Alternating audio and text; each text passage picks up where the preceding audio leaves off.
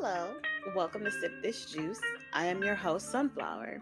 And today we're going to talk about one of my favorite things in this world to talk about, the ego, and how it's one of the most misconstrued topics I have ever discussed. A lot of people think that an ego is a bad thing, and it's really not. Our ego is just a part of us that wants to protect us. Our ego wants nothing more than what it feels is the best for us to protect us.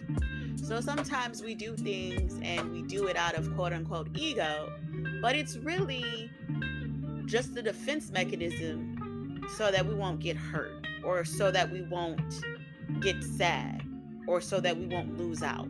I'm really excited about this topic. This is one of my favorite things to talk about. I'm going to talk a little bit about how I overcame my ego and joined forces, and how the ego is not meant to be killed or to die, as it is a part of us that we do need. We need ego.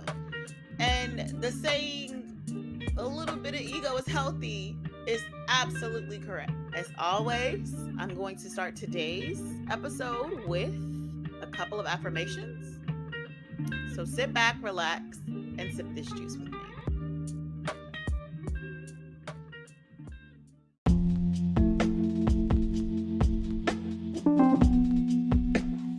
Today's affirmations are: I love my ego. I am okay with not knowing everything.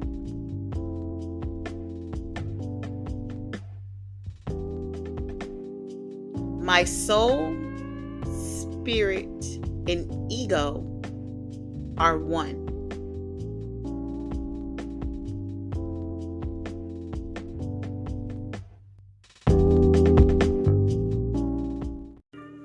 Thank you so much for repeating those affirmations with me. I hope that they can give you a little bit more clarity about your situation. Now, I'm going to get back into what we came here to talk about. So, let's get ready to sip this juice.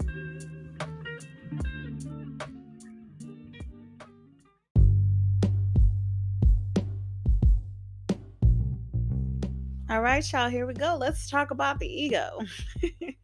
Again, I want to preface this by saying the ego is not our enemy. Our ego is protecting us. And sometimes it'll go to pretty far lengths to protect us. One of the things that I did to heal my ego, or rather to begin to work with my ego, was to name my ego. There were a series of tweets that I ran into, I want to say back in like 2021. They were talking about naming the ego. I was like, that sounds pretty interesting. Naming my ego. And like, I've known for a while that ego was fear-based. It wasn't until this thread of tweets broke it down, until it was like that aha moment I had. One day, it was toward the end of 2021, I had an ego rebirth. And I know you're thinking, like, I've heard of ego deaths, but not an ego rebirth. Well, it's because you're not supposed to kill your ego. You and your ego are supposed to be on one accord, and that accord is for your best interest. Now,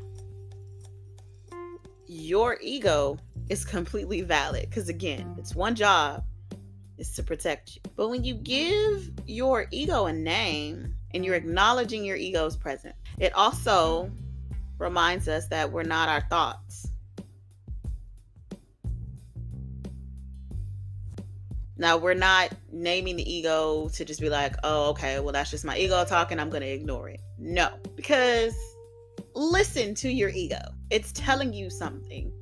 And oftentimes it's telling you what's possibly holding you back from being your best self. Your ego is trying to prevent that from happening. Your ego is trying to prevent you not being your best self, but it also hinders you if you act on it. Now, prime example, I've named my ego Daisy. And I sat down with Daisy and I wrote her a letter.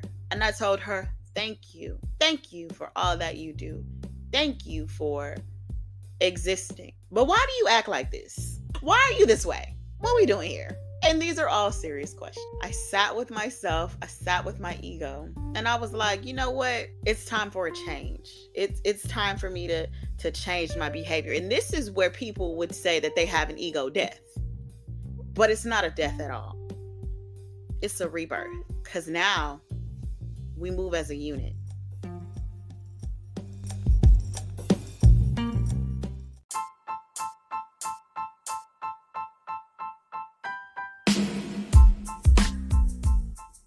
So now I've acknowledged Daisy. We cool. We chopping it up. Because she's not an enemy.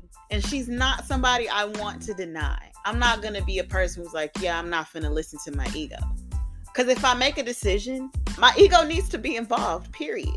It's like one big organism that is like what? My intuition, logic, and my ego all come together and we work on doing what's best for Denise. Like, we're going to do what we got to do to make sure Denise is good.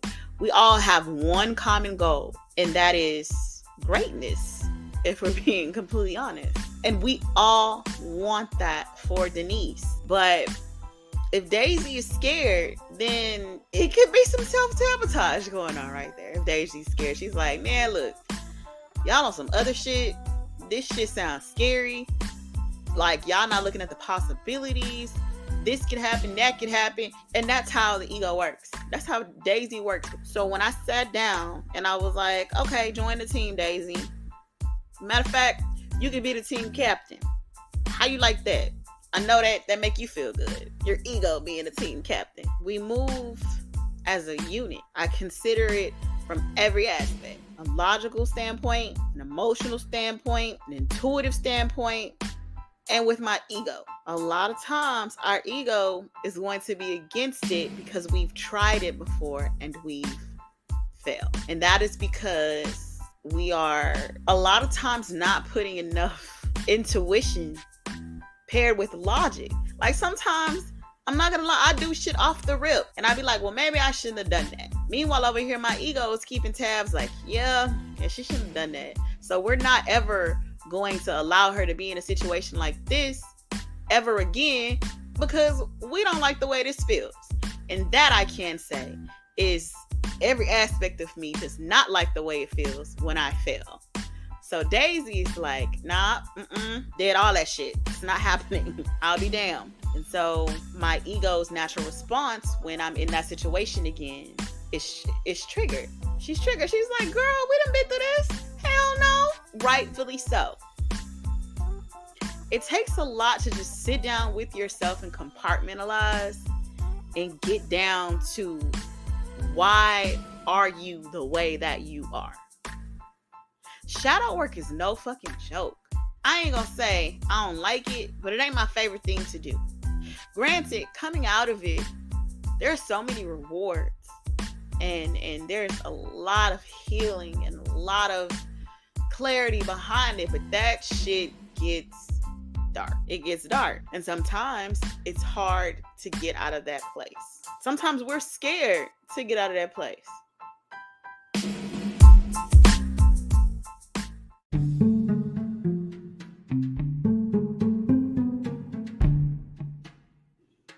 Crazy part is that you're going to stay in that place until you decide that you don't want to be there no more.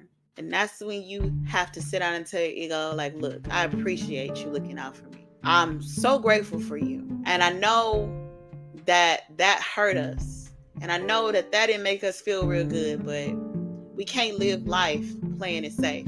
We're going to have to do some uncomfortable things. We're going to have to make some shit happen. We're going to have to hurt. We're going to have to heal. We're going to have to scrape our knee. It's like a parent who's overprotecting and overbearing in a sense. And it's like, I don't want to let you out into the world because I'm so scared that something's going to happen to my baby. But you're hindering your child's growth. You're coddling your child. Stop coddling your ego. Put your foot down and say, look, thank you for all that you've done thus far. But moving forward, let's all be on the same accord. And let's not let fear hold us back because we can no longer afford it. I ain't playing it safe. I'm taking leap of faith.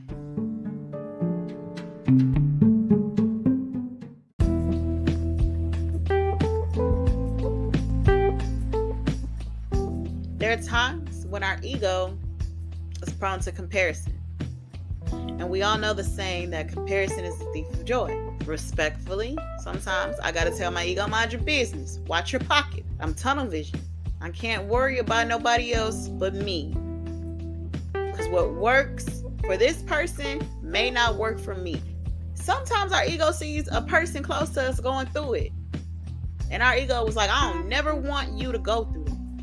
So we not finna do anything like they finna do. Ego can be a motherfucker if we let it. Because our ego justifies everything we do, even if it's self-sabotage, by telling us, well, I'm just trying to protect you. Like sometimes our ego gaslights us. It's like, yeah, I'm just trying to protect you, baby.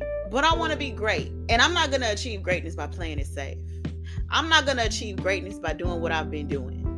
Some got to shape. To get in depth with the ego and all that it is in its existence, I got a little research.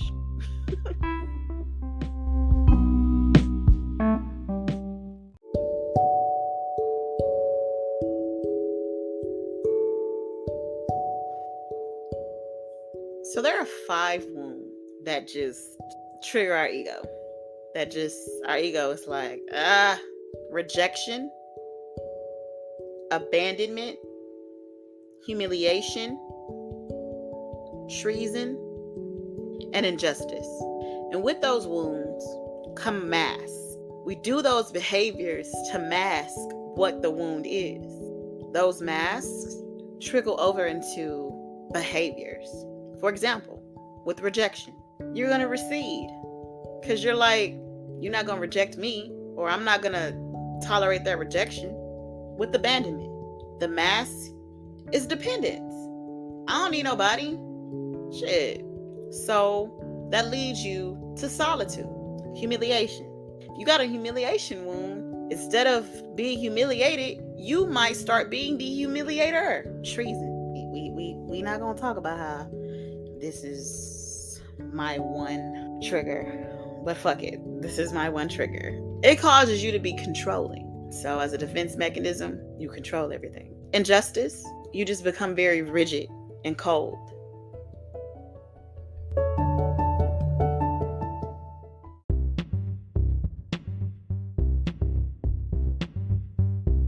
Yes, these are natural ways to feel. These are natural emotions. These are natural actions. And sometimes we don't even realize that we're doing these things. Those feelings are very much so valid and natural. It's just being mindful of these things, being mindful of the triggers, and being mindful of the root of them helps us not to be a slave to our ego.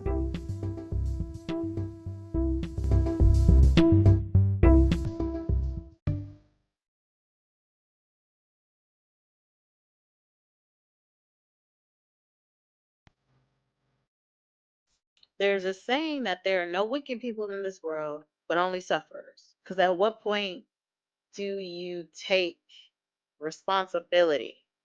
Like, yeah, our parents assist in creating these wounds, and our ex-lovers and ex-friendships help to create these wounds. But when do we say, all right, I accept and I acknowledge that this is a wound and it's my responsibility to heal it? Our ego would be like, you're not wrong for acting like this. It's them. They're the problem. Like, y'all know that Future meme where he's like standing in the mirror and it's like, you're not toxic, they toxic. And I joke with my friends all the time. If I do something toxic, I'll be like, I'm not toxic, they toxic. Knowing good and goddamn well I'm toxic.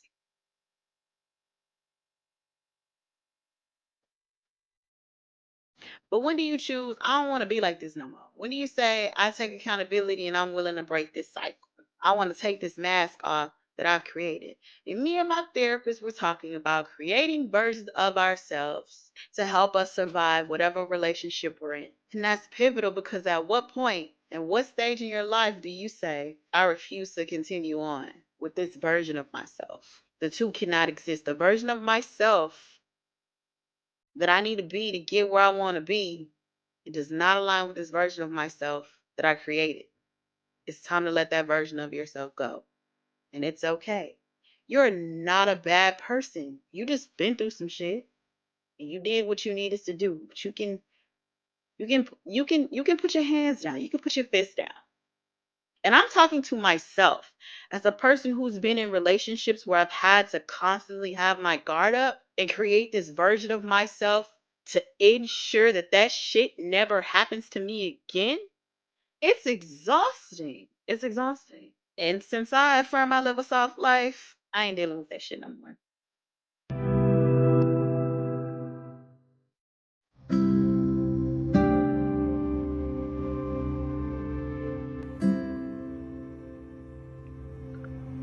You've been hurt,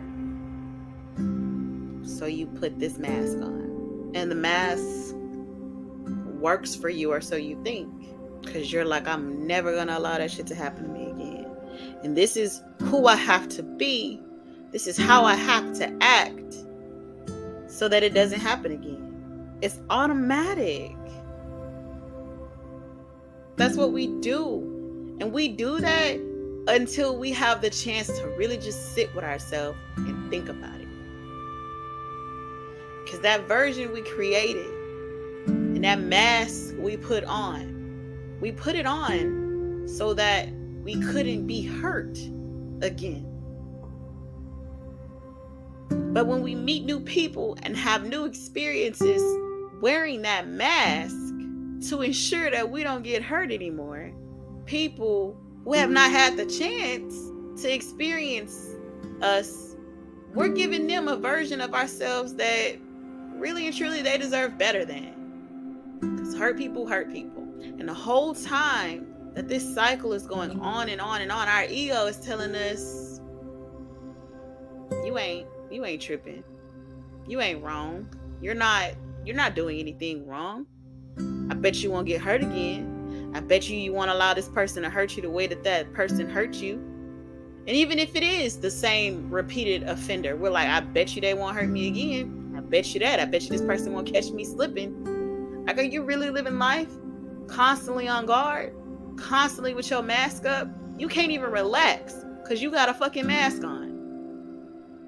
You can't even be great. And let's not, I'm speaking from experience, and I'm talking about wounds, and I'm talking about masks.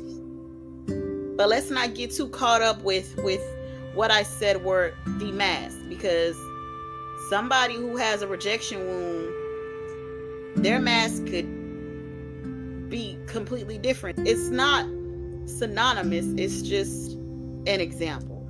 Because your ego will convince you that you ain't doing shit wrong.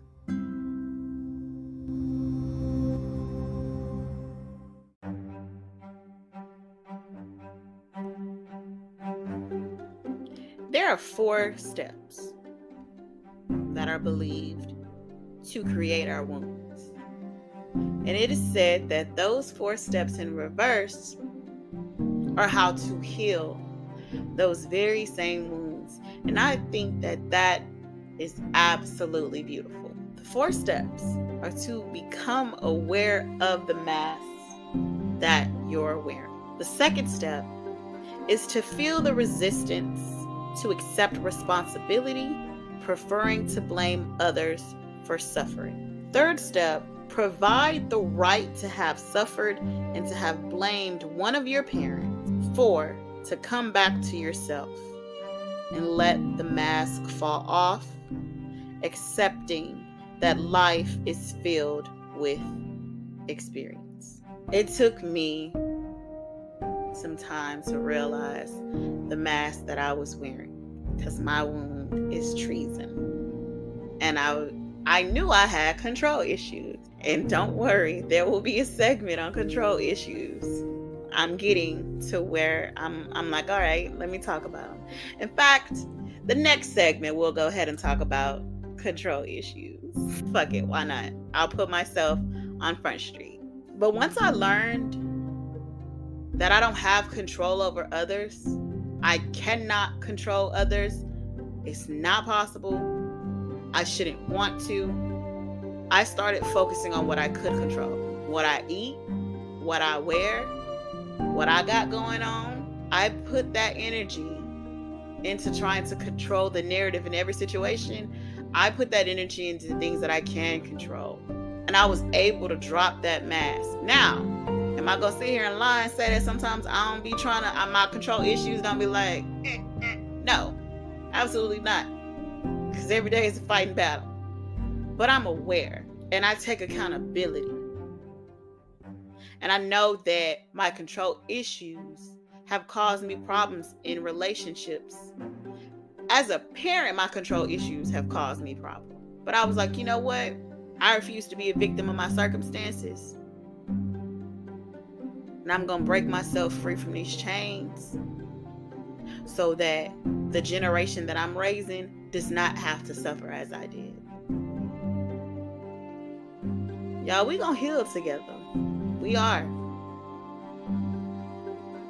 If I don't do nothing else, I'm going to heal.